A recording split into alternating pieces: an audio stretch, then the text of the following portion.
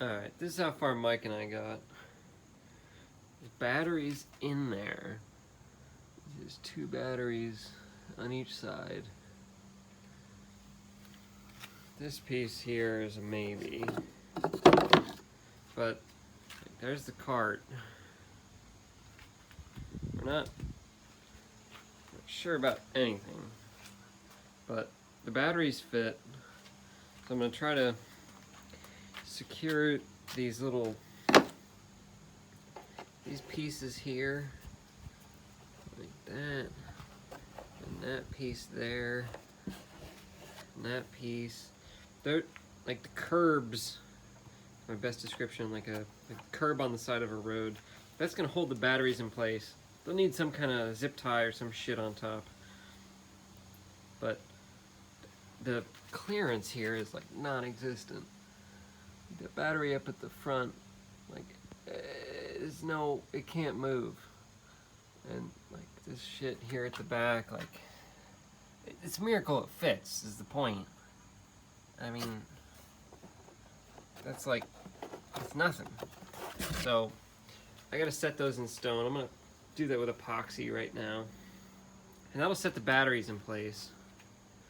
And then, we started some work on the electricals.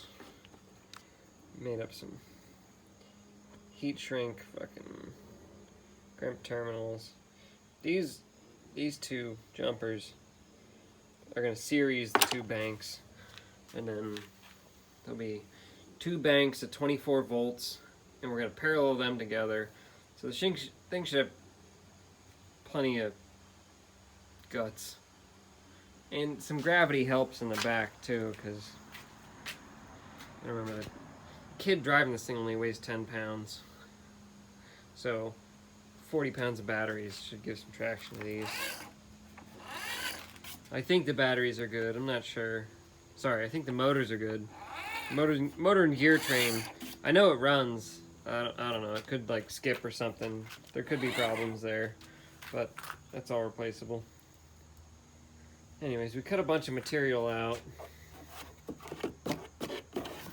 which I'm not super stoked on, but that piece of wood on the bottom,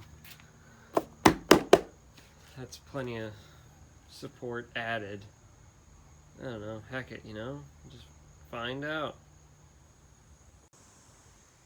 Alright, I crammed some epoxy in there. There's like a straight fillet in that side and that side.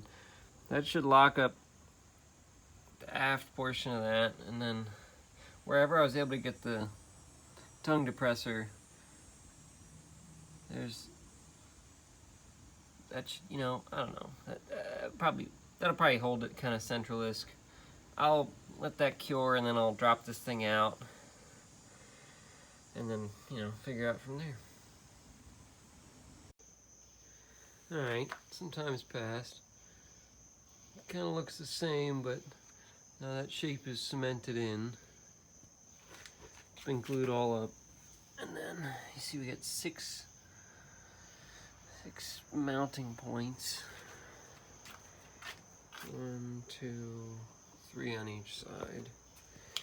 And you can get the batteries in and out, which I like because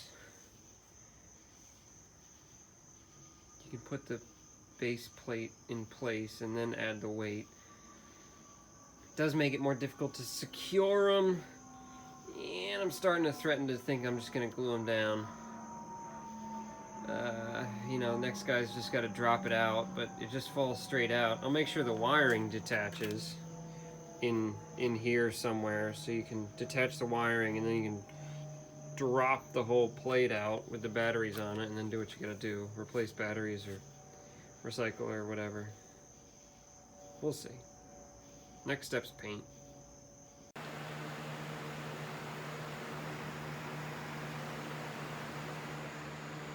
Honestly, it's probably even better than a respirator.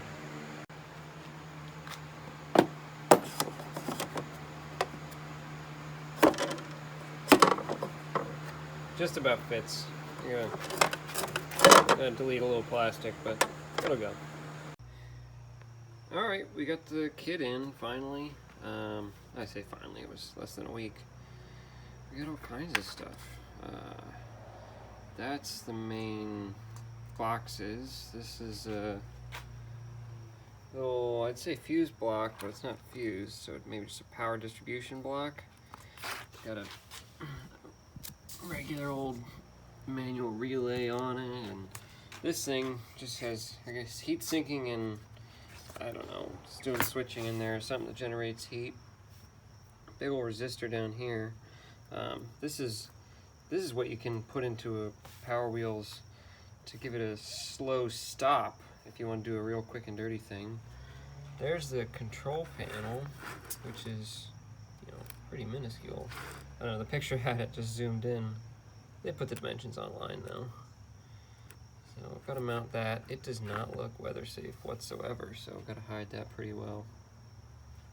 I selected what I think was the longest cable option, just because basically they all cost the same, and why not? So I gotta figure out where these cables run. There's a lot of nice labeling going on.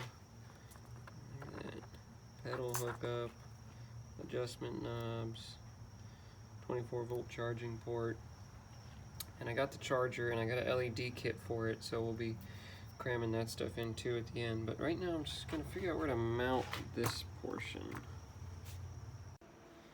Alright, I think I figured it out. I crammed it in. I thought for the longest time I was gonna have a piece mounted here, and then this would be like pivoted, and it's going very complicated, and then I just tried to force it, and then it fit for a second. And you can see I clipped all the corners, and then it fit a little better, and now it's actually riveted in, and some of these wires look tight, but they're all making it through. This whole piece itself, that's still removable, which I really like.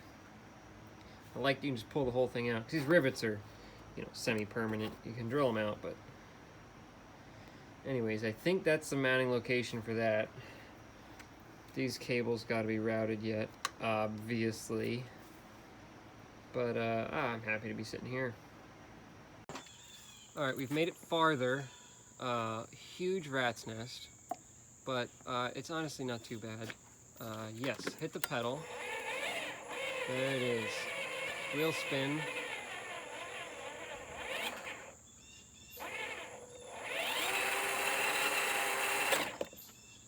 And a headlight switch brings the taillights and the headlights on. So the batteries are in. Total rat's nest. Well, it's mostly back together. Still got to secure the dump. So I'll eject the firewood right now. That's the lift mechanism. It ain't never going back in. But it took the stickers, and so it's looking pretty good. Still got to work on the front emblem a little bit, maybe not, whatever. Forward, reverse, super forward, all of it works as intended, except I think there's something going on with the braking circuit. I don't believe it's braking, so it'll roll downhill once their foot's off. But we got the, let's see there, you can see the light switch, we got that in.